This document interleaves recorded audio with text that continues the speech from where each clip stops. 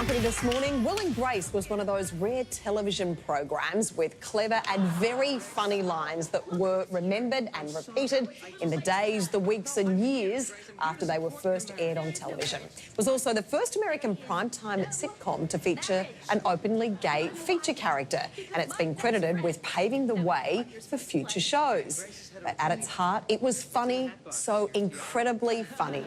Jim Colucci is the author of Will and Grace Fabulously Uncensored, and he joins us now from Los Angeles. Hey. Hello! Jim, welcome to Studio 10. Thank you so much for joining us. Now, the show premiered a year after Ellen DeGeneres came out on her own TV sitcom, but that series didn't survive. Why do you think Will and Grace was such a success and found an audience while Ellen's didn't? Will and Grace was smart enough, the producers and creators were smart enough that they learned from the Ellen show's mistakes. And whereas Ellen, the sitcom, really changed once her character came out, and of course that is a big life moment for a character, but I think that confused audiences somewhat. Remember, this was the late 90s. People were much less familiar with gay and lesbian lead characters and people in their lives. So the Will and Grace producers knew to take it slow, and that was partly something they learned from Ellen. And so they knew that the audience might still have a rooting interest in Will and Grace, almost in a romantic way, and maybe let's let them think that for the first season, and let's see Will and Grace give each other little kisses and show that they are soulmates even if they aren't physically romantic. And so I think it was a very smart move on the part of the Will and Grace producers that they took it slow. It was incredibly smart and just incredibly funny. But it's been said the producers wanted it both ways, and they actually did look at the possibility of Will and Grace ending up together. I mean, what the... No, the producers didn't really look at Will and Grace ending up together, but again, they didn't want to disabuse the audience of that idea if that's what that first season audience needed to think. I think that they really wanted the audience to fall in love with these characters as people, see how flawed and funny and quirky they are as people without the labels of sexuality on them, and then maybe later they could advance the storyline where Will could have a boyfriend and Grace could have a boyfriend and they wouldn't be together. But I think you're right, for that first season, they just wanted the audience to hold out that hope. And Eric McCormick, who played Will, isn't gay, so was that a really hard decision for him to accept the role? It was a hard decision for Eric McCormick to decide to be Will, but not for the reasons I might have suspected before I researched this book. All through TV and all through film, there have been many actors who have feared playing gay roles, whether they were gay themselves and didn't want that to come out, or whether they didn't want to be pigeonholed as a gay actor and playing gay characters. None of that was really Eric's concern, to his credit. But I think that he felt, actually, that he didn't deserve to stand for a whole community of which he was not a part. And I also think that when you audition as an actor for an American TV show, you are signing a contract that says, if we select you, it's called a test deal, if we select you, you will play this role for 6 or 7 years. Wow. And so when you even go in to test for a character, you are committing 6 or 7 years of your life. And Eric was really reluctant to do that at first. He was a young actor with a lot of prospects, and this seemed scary to him. So originally he turned down the role of Will, and only a few months later did he wake up and say to his wife in bed, you know, have I made a terrible mistake? And she said, I think you have. And so he went back to the producers, and luckily the role was still available. So, Jim, considering you just said there that he originally turned down the role, did producers have anyone else in mind to play that character? For all of the parts, all of the actors practically, Sean Hayes a little bit less because he had the confusion that he thought he was auditioning to be Will, actually. But for all the other actors, they had to be talked into those roles. And so for all of the roles, there were Plan B and Plan C and many other actors considered and auditioned. But the way that Will and Grace came about, NBC, the American network, had told the producers that Will and Grace was getting a pickup that was cast contingent, as they say, which meant that you have to find the right Will and the right Grace before we'll allow you to go any further. So when Eric McCormick said no, they had to go look at other people, but they were thrilled when he came back and said yes. So once then they had their Will and Grace, how then did the other characters get their roles? Again, it's always a mix of these actors being known by the casting people, and so Sean Hayes was known somewhat by the casting person from Will and Grace. Again, I said I mistakenly promised that he'd audition to play Will, and same thing with Megan Mullally. She had actually auditioned to play Grace, hadn't gotten it, but the casting person knew of her, and when the Karen role was kind of rewritten a little because they were having trouble casting it, they thought of her and convinced her to play the role.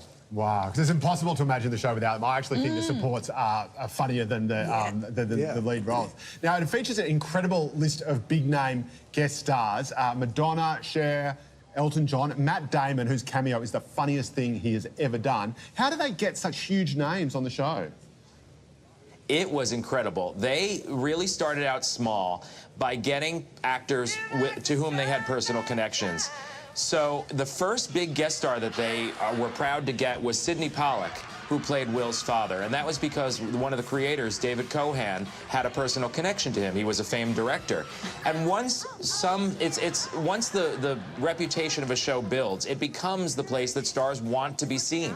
And it was known as a funny, smart show. And once you get one or two, the ball starts rolling. And if you look at the later seasons of the show, so many huge names stopped by. And Elton John, he had a connection to one of the characters, or David Furnish did, I think.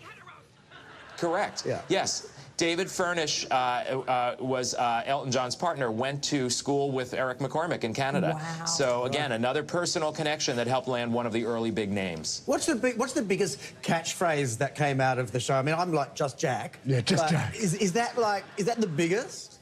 Just Jack. I would think it's the biggest, and the irony is, just Jack, the irony is that Sean Hayes didn't like it after a while because too many people were stopping him in public and going like this.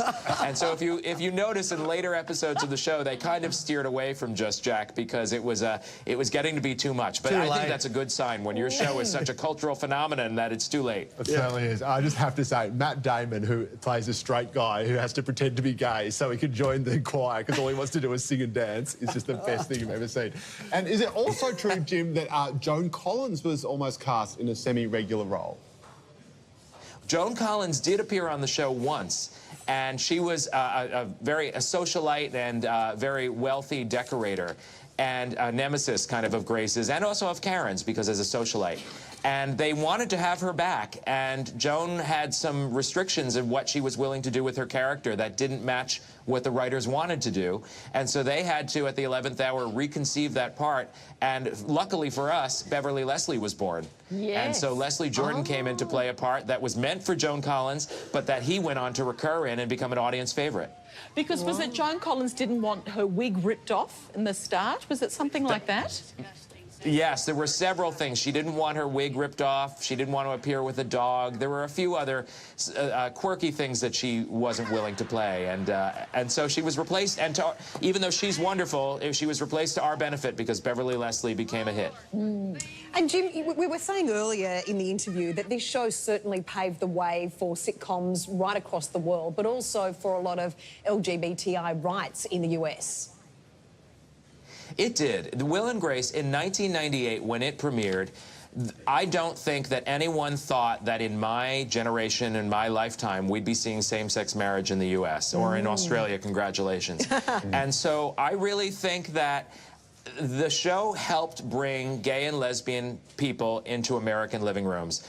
And people who didn't think they knew any gay and lesbian friends or relatives would suddenly, first of all, fall in love with the Will and Grace characters, but might also recognize parts of them and people in their own lives. And so I really think the show advanced gay and lesbian rights within the U.S. and really sped up that process to the point where in 2011 I married my husband, and I never thought that was going to be possible. And, you know, if you look at, thank you, if you look back in the days of the last presidential election before the Trump one, and Joe Biden was talking about, our then vice president, about how Will and Grace did more for advancing gay and lesbian rights and for rights in general than anything else in pop culture. And he specifically cited the show. And that's so powerful. When you have the vice president paying you compliments for your effect on America, that's pretty great.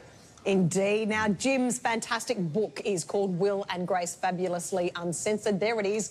And you can catch the original Will and Grace fantastic episodes on 11 and 10 Play. Jim, thanks so much for joining us this morning. Thank you so much for having me. Well, ahead this morning.